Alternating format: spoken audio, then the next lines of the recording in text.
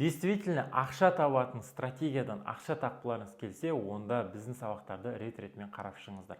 Ары кетсе 2-ақ күн уақыттарыңыз алады. Біздің сабақтарды рет-ретімен қарап шығу үшін видеоның астында менің каналым тұр.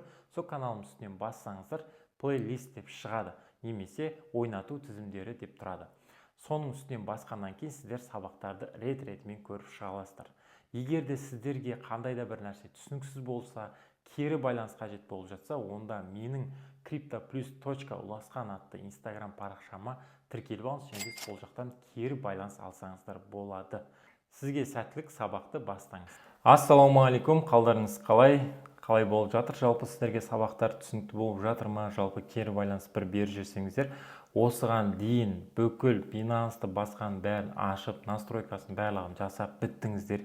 Енді тек қана сатып алу түрін үйрену және де стратегияны дұрыс қолдану ғана қалды. Яғни сол жайлы жалпы маңызды сабақтар қалды десек болады. Енді біз маңызды сабаққа көшіп өтейік. Мен сіздерге жалпы осы сабақта сатып алу түрі және де кредитный плечо, яғни плечо деген не, сол жайлы мен сіздерге түсіндіріп өтетін боламын. Қараңыздар, сатып алу түрі деген бар, соны мұқият түсініп алу керек, қай кезде қайсысымен қолдану керек. Соған арнап бір видео сабақ жасап жатырмын. Жалпы мына жерде қарасаңыздар, сіздерде сол ашылғаннан кейін фьючерстің ішінде лимитный деп тұрады, немесе рыночный деп тұруы мүмкін, біреулеріңізге ауыстырып қойған болсаңыздар. Осы жерде лимитный мен рыночныйдың айырмашылығы қандай? Біз жалпы осы екі сатып алу түрін қолданамыз. Лимитный және де рыночный деген сатып алу түрлері бар. Осы екі түрін ғана қолданамыз. Бірінші жалпы рыночный деген не? Ол жалпы қалай сатып алынады, ол жайлы айтып өтейін. Рыночный деген жалпы сатып алудың түрі, дәл қазіргі бағамен сатып алу деген сөз. Бұл тез сатып алу немесе. Түсінікті ғой? Мысалға, бір магазинге кіресіз, iPhone бағасы 500 мың теңге тұрса, нарықтағы баға сондай, значит, сіз дәл сол бағамен 500 мың теңгемен сатып алдыңыз деген сөз. Рыночный осы. Немесе дәл қазір 1 грамм алтынның бағасы 30 мың теңге тұрса, сол 30 мың теңге бағамен сатып алдыңыз деген сөз. Болды, айырмашылық осы. Яғни дәл қазіргі баға биткойн бағасы 100 мыңда тұрса, сіз сол биткойн бағасы 100 мың кезінде сатып алдыңыз деген сөз. Осы рыночный сатып алу деген, яғни дәл қазір тез, дәл осы уақыттағы бағамен сатып алу деген мағынаны білдіреді. Рыночныймен сатып алатын болсаңыздар. Түсінікті ғой? Енді қараңыздар, лимитный деген бар. Лимитный деген ол асықпай күтіп сатып аламыз деген сөз. Яғни күтіп сатып алу. Белгілі бір деңгейде өзіңіз қойған жерден, яғни өзіңіз ойлаған жерден сатып алуға мүмкіндік беретін лимитный. Жалпы лимитный дегенде ол бір жерге қойып, яғни сол жерден резко сатып аласың деген сөз емес. Лимитный дегенді қойғаннан кейін оны міндетті түрде күтесіз. Мысалға қалай? Дәл қазір сіз базарға бардыңыз, дәл қазір iPhone-ның бағасы 500 мың теңге тұр. Сізге ол баға қымбат көрініп тұр. Сіздің қалтаңызда 400 мың теңге бар, келесі ай алуға мүмкіндік бар.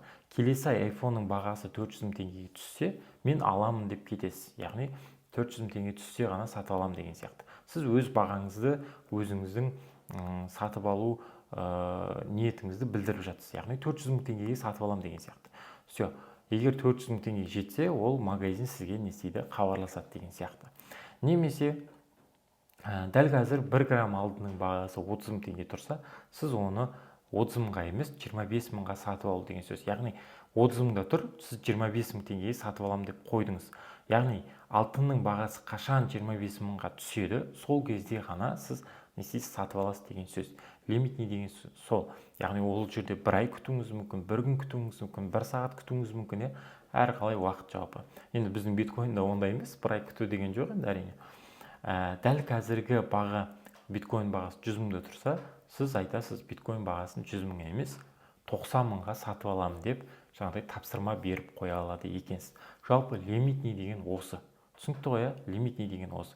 Сондықтан да біз көп жағдайда лимитнийді қолданамыз. Яғни лимитниймен күтіп, асықпай сатып алып, сөйтіп сатып отырамыз. Моментте болады, кейде тез сатып алу керек болады. Уже баға түсіп қойған, яғни кеше қарадық 100 мыңда тұр екен, бірақ бүгін біз лимитнен қойған жоқпыз, баға 95 мыңға түсті. Бірақ баға қайтып 100 мыңға өсейін деп жатыр. Сондықтан да біз сол жерде не істейміз? Рыночныйға қойып, лимитнейді күтпей, тез сатып аламыз деген сияқты. Сондай кездері біздерге қолдану керек болады. қалған уақыттың көп жағдайында біз лимитниді қолданады екенбіз. Біз 80-90% жағдайда лимитнимен жұмыс жасаймыз. Жалпы сондай. Лимитни мен рейнджтің айырмашылығын түсіндіңіздер ойлаймын. Түсінбесеңіздер комментарияға өз пікірлеріңізді қалдырып кетіңіздер, сұрақтарыңызды қойсаңыздар болады. Немесе біздің Instagram парақшамыз мынау тұр. Осы Instagram парақшаға міндетті түрде өтіп жазып алсаңыздар болады. Міндетті түрде жазыңыздар. Так, енді қараңыздар. Енді кредитный плечо деген не? Жалпы плечо деген не? Плечо дегенді қалай түсіндірсек болады? Мысалға плечо деген мына жерде міне 25x деп қойдыңыздар, иә? 25x деп қойдыңыздар. Бұл не деген сөз? 25 есе ақшаны бізге Binance төлеп береді деген сөз. Түсінікті ғой, иә? Ол былай жұмыс жасайды. Мысалға, кешірім сұраймын. Ол былай жұмыс жасайды.